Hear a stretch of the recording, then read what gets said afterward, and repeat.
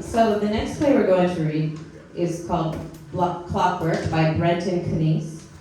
And Brenton Kniess is a playwright, award-winning director, actor, and acting coach based in Wisconsin. Brenton graduated magna cum laude from the University of Wisconsin, receiving a BA in drama and media studies.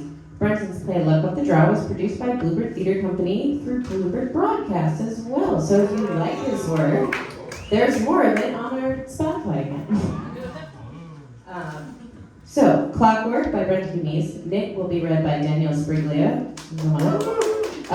JONAH will be read by Lachlan Quertermous. Ava will be read by Georgia Gabriele, and TASHA will be read by Hallie Chametzky.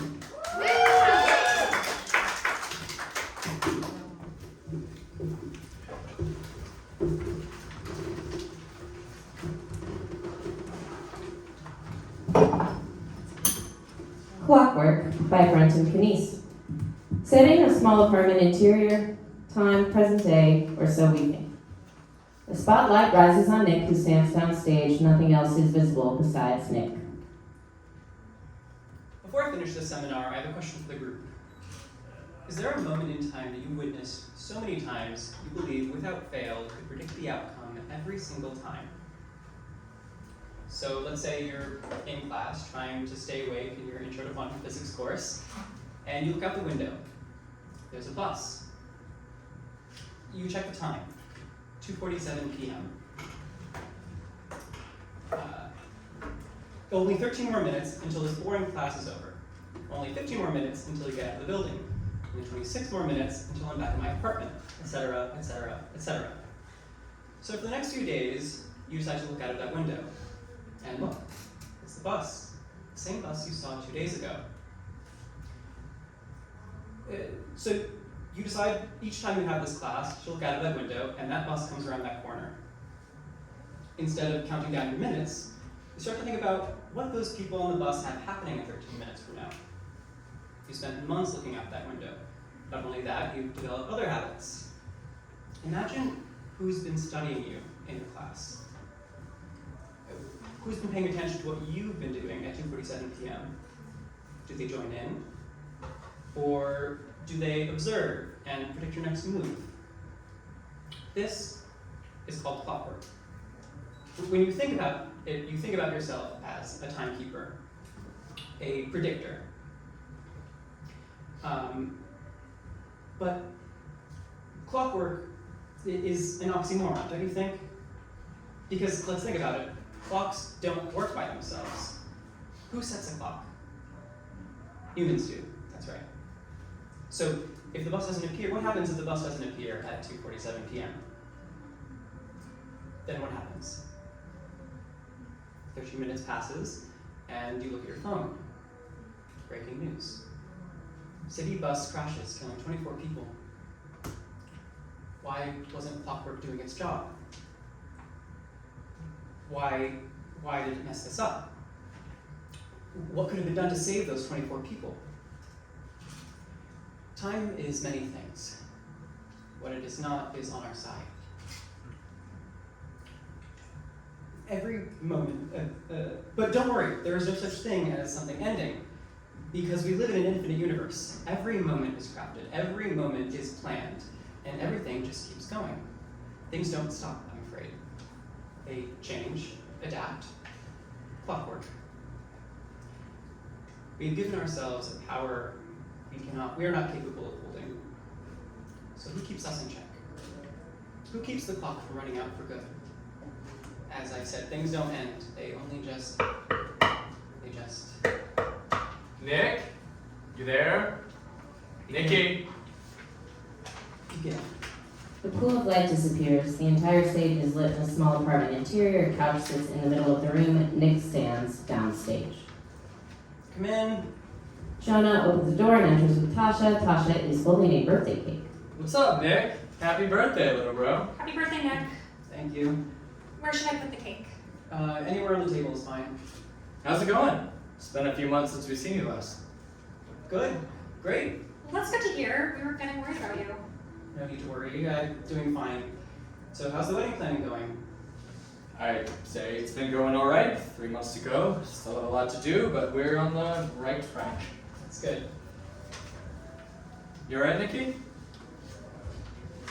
Yeah, why wouldn't I be? Because it looks like you've been crying. Uh-huh.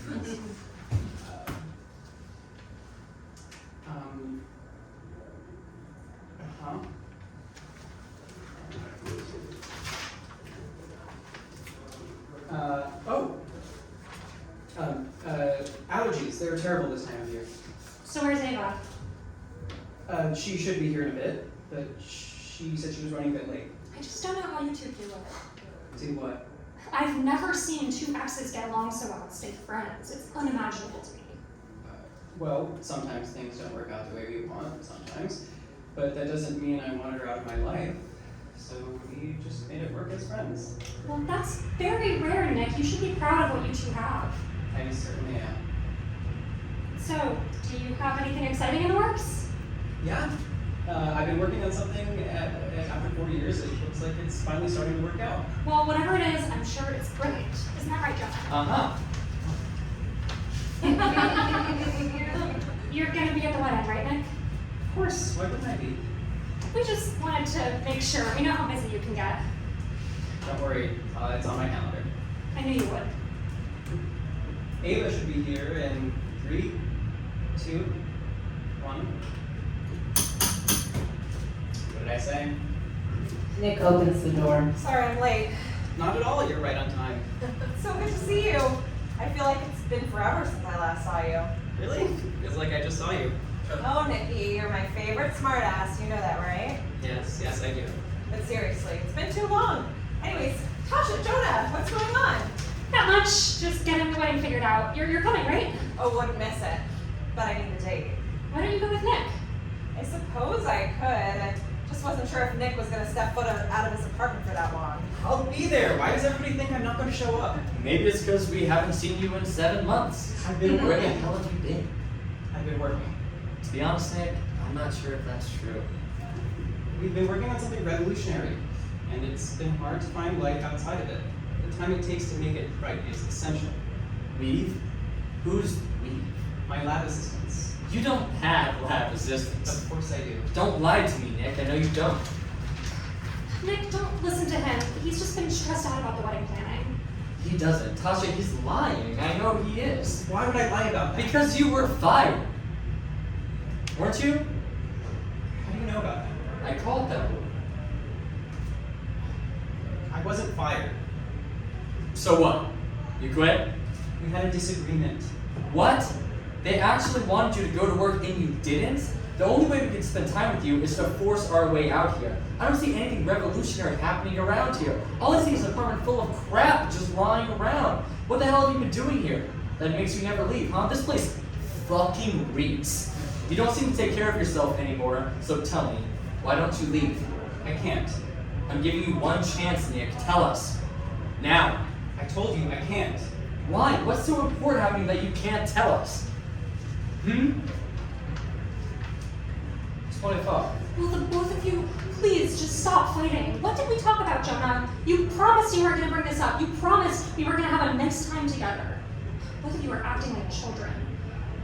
Nick, Jonah's right. You need to be more present.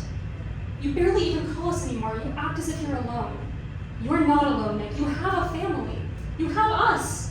I know I told Jonah I didn't want him to get into this, but you have to tell us when you can't leave. Because if I break the cycle, I'm not sure I can go back. What does that mean?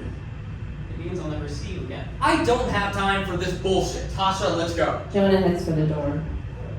Once you walk out the door, you die. Jonah stops in his tracks and turns around. What the hell are you talking about? After you leave this party, the 3 of you die in a car accident. A semi flips, and it takes out 3 vehicles. 2 of them are yours. I lived it, but that's as far as I can go. So I lived it again, and again, and again, and again, and again, and again, and again. That can't be true. I think I know what happens after reliving it for 5 years. 5 years? You've been reliving this moment for 5 years? Yeah. Why would you do that to yourself? Because I'm making up for lost time. I wasn't there. I was too focused on the future, too focused on my success. Does that matter? Does success matter when my family is dead?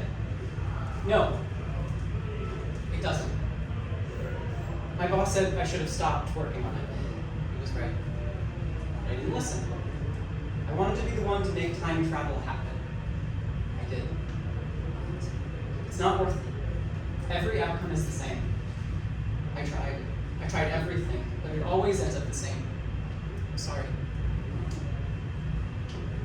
Jonah heads for the door again. Could you stay for just a little longer? So, what happens if I stay here? I live. I have to stay right here for the rest of my life, because if I go out there, I die. But I'm safe here, right? Do you know how ridiculous you sound? We're all going to die, Nick. That's how it goes. If that's my fate to walk out that door, then that's what I'm going to do. I'll die.